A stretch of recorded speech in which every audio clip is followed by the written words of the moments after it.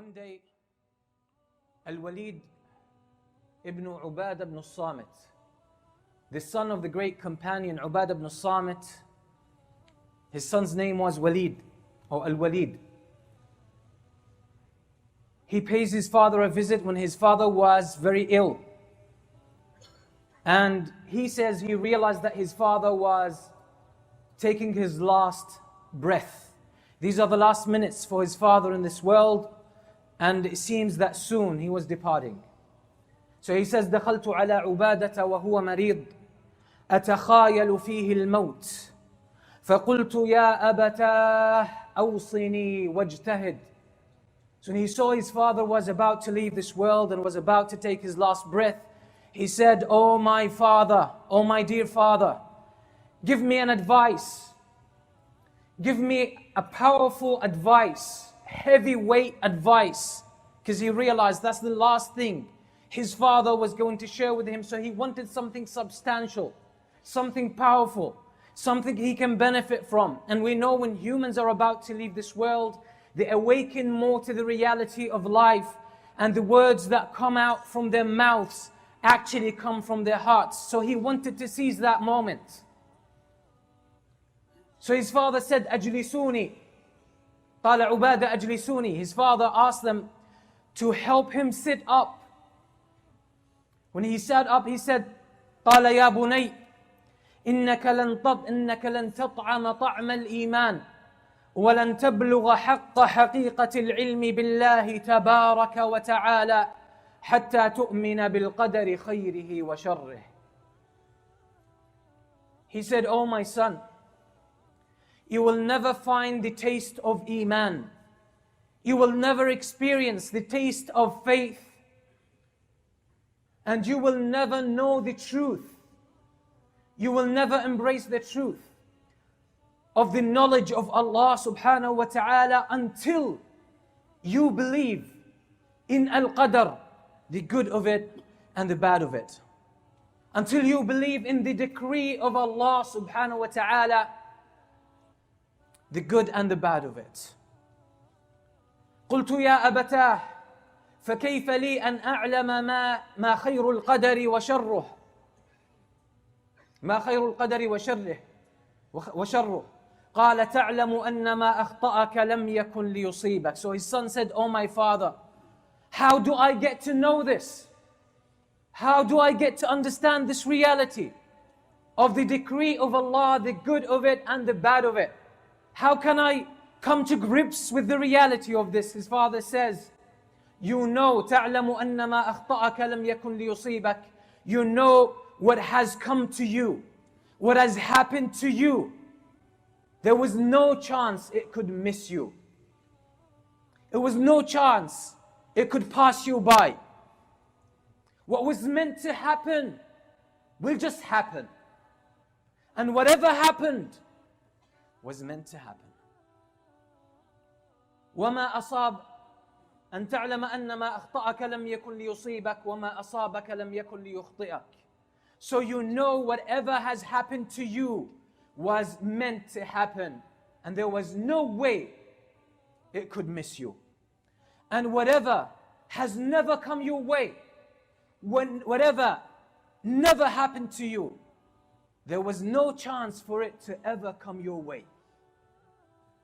So what was meant to be will be, and what was not meant to be will never be. That's how you understand the reality of al-qadr, of the decree of Allah subhanahu wa ta'ala. Then he said, "Ya bunayya, inni sami'tu Rasulullah sallallahu alayhi wa sallam yaqul." Oh my son, I heard Allah's Messenger sallallahu alayhi wa sallam say, إن أول ما خلق الله تبارك وتعالى القلم ثم قال اكتب فجرى في تلك الساعة بما هو كائن إلى يوم القيامة يا بني إن مت ولست على ذلك دخلت النار. He said, "Oh my son, I heard Allah's Messenger sallallahu alayhi wa sallam say, the first thing Allah created ever, the first of all creation in order was al-qalam, the pen. Allah created it. Then Allah said to it, write down everything that is meant to happen. So it wrote down. At that moment, it wrote everything that was destined to happen until the Day of Judgment. Then Ubadah ibn Samit addresses his son Walid, and he concludes his advice with this. He says, "O my son, if you die upon anything other than that, you will enter the hellfire." And this shows a very important aspect of our deen, which is al-iman in al-qada and al-qadar. Belief in the decree of Allah subhanahu wa ta'ala. The fact that Allah has willed everything that happened and will happen, Allah willed it to happen. Allah wanted it to happen. Allah allowed it to happen. And Allah commanded the pen to write it down. And it was written before the creation of the heavens and the earth. The fact that I'm standing in your presence today, the fact that I'm talking to you today, the fact that you are listening to these words today, these were written in that book at that moment when Allah created the pen before it happened. And because it was meant to happen, it is happening now. The reason I'm addressing this today is that we as Muslims have been given a great guidance from Allah subhanahu wa ta'ala, a great revelation, a great source of enlightenment and understanding that was sent to all the prophets and messengers throughout the ages